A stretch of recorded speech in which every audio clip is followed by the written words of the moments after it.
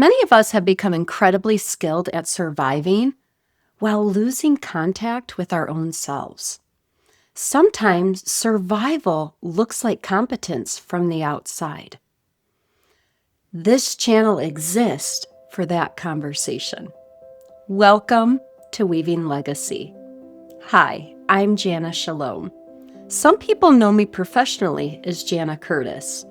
Others know me from this ecosystem as Jana Shalom, and many simply know me as Miss Jana. All of those names belong here because all of those names brought me to this path as it is currently unfolding. I'm an early childhood educator, a nervous system specialist, a storyteller, and the creator of Weaving Legacy. For nearly 2 decades, I've worked alongside children, families, educators, and support systems, especially within that early childhood realm, where we worked to incorporate trauma-informed principles along with neurodiversity-aligned frameworks. For many years, I understood trauma in an intellectual way. However, for many, many years, I taught on the subject, I trained on the subject, I supported educators on this subject, and yet I realized in my own environment, within my own learning, I did not necessarily have all the tools that I needed to hold myself, let alone all the children I was supporting and their families.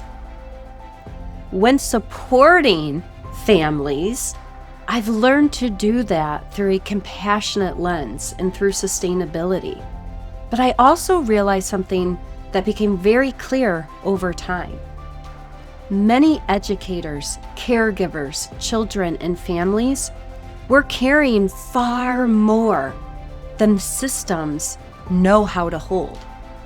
And holding the collective nervous system of children, of families inside of educational spaces has become heavier and heavier, especially as social, relational, and safety structures that we have known for years are continuing to erode around us. And at the same time, I was moving through my own deep, intense burnout personally, while supporting my own children with their own neurodivergent processing. And through that process, I began recognizing something inside of myself. And what I recognized is that I too have been lost inside some of these systems. I too am a late realized neurodivergent adult. I did not know this. There was not language for that when I was growing up. And oftentimes girls were not identified because we did not fall in to the check boxes that were there at that time. Suddenly, so many experiences that have followed me throughout my life, it began making so much sense when I looked at them through that neurodivergent lens. Things such as masking, hyper-awareness, people-pleasing, over-functioning, emotional exhaustion, reading the room before words were even spoken, and consistently adapting myself to fit within environments. I began understanding that many of the things I once viewed as a personality trait or as a character flaw are actually incredibly brilliant survival strategies rooted in self-preservation.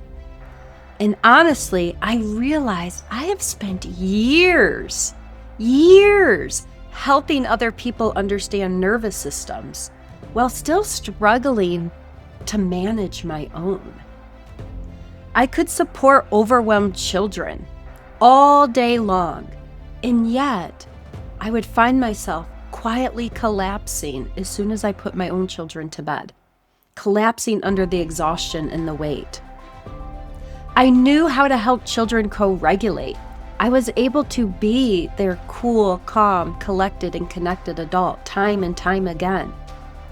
But yet, when it came to my own nervous system and my own body, I often ignored any signals that were coming in to tell me, maybe we should slow down.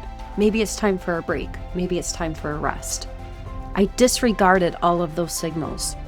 I did not fully understand nervous system regulation for myself, which means I did not fully understand nervous system regulation for children as well. I did what often we do in Western medical society. We provided something to mask whatever the root cause is. I realized during this time, I did not have accurate language to describe what was happening through my internal experiences. So I began searching more deeply, not only professionally, not only personally, but relationally and physiologically, meaning understanding what's actually happening in my body when I'm regulated and when I'm dysregulated. I wanted to understand, why do human beings adapt the way we do? Why does awareness quickly turn into pressure? Why do so many of us disconnect from ourselves while trying to stay connected to everyone else? And why does survival often look like competence from the outside? Slowly, through these questions, that's where weaving legacy began forming. I began realizing that nervous systems do not exist in isolation. Children, families, educators, caregivers, communities, and systems all shape one another. We are ecosystemic beings living in an ecosystemic life. And when nervous systems change, systems change. I also began recognizing that many of us learn to hold or to brace our bodies long before we learned how to feel safe inside of our own selves. Bracing became our body's first language for safety. If I'm bracing, my body's indicating that something doesn't feel quite right. At the heart of this work is a simple understanding. Human nervous systems learn to adapt. Many of the ways we move through the world make sense inside of the environments that we are trying to survive in. Many of us learned how to stay prepared, how to stay aware, and how to stay in action, ready to respond, not only for ourselves, but for the care of others around us. We learned how to minimize ourselves. We learned how to function through exhaustion. We learned how to remain connected to others while staying disconnected to ourselves. And so many of us became incredibly skilled at surviving while losing contact with what it actually means to allow life to remain alive inside of us. If you have ever felt emotionally exhausted, highly aware of everyone around you, responsible for holding the energy of a room, responsible for maintaining the emotional atmosphere, and doing all of this while appearing to be capable, even if you are breaking in the inside, you may recognize yourself somewhere here in this ecosystem and in this work. And you are incredibly welcome, exactly how you are. This is not a self-improvement practice. Here, awareness does not become self-correction. This is not a space to organize around perfection or optimization. We are not here to become perfect nervous systems. We're here to understand ourselves. We're here to look at ourselves honestly and compassionately. We're here to see how we interact relationally and how coherence is forming, meaning our inner worlds and our outer worlds align, they match one another.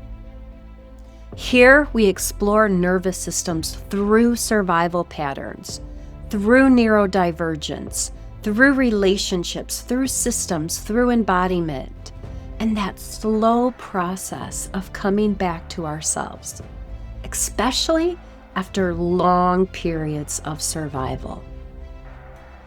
Over time, I began to understand that regulation is not about being calm. Regulation is not about being productive enough or healed enough for something to happen.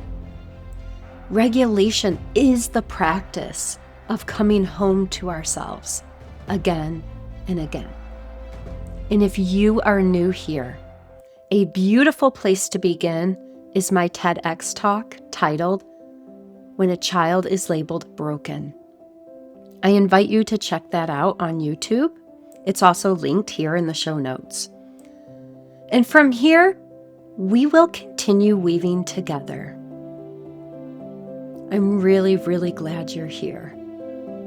Until we weave again.